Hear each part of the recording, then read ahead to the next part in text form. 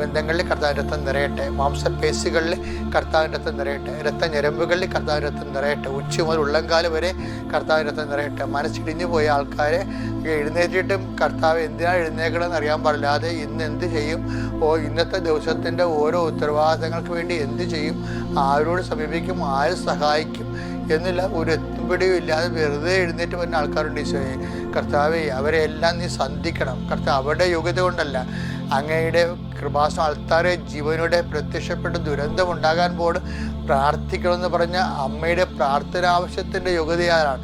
കാരണം ദുരന്തം ആരുടെ ജീവിതത്തിൽ ഉണ്ടായാലും ആര് വഴി ഉണ്ടായാലും കൃപാസന അമ്മയുടെ മാധ്യസ്ഥ ഞാൻ നിങ്ങളെ സമർപ്പിക്കുന്നു. ജനകോടികൾ ഇന്ന് അനുഗ്രഹം പ്രാപിച്ച അനുഗ്രഹത്തിൻ്റെ പേരാണ് കൃപാസന മാതാവ്. അതിൽ അഭയം പ്രാപിക്കുന്നവരെല്ലാവരും അമ്മ അവരെ സന്ധിക്കുകയും അമ്മയുടെ പ്രത്യക്ഷഗണത്തിൻ്റെ സാക്ഷികളാക്കി മാറ്റുകയും ചെയ്യുന്ന ദശാസന്ധിയിലാണ് നമ്മൾ ജീവിക്കുന്നത്. കർത്താവെ, നിൻ്റെ ഉന്നതമായ നാമത്തെ സ്വതന്ത്രം ചെയ്യുന്നു.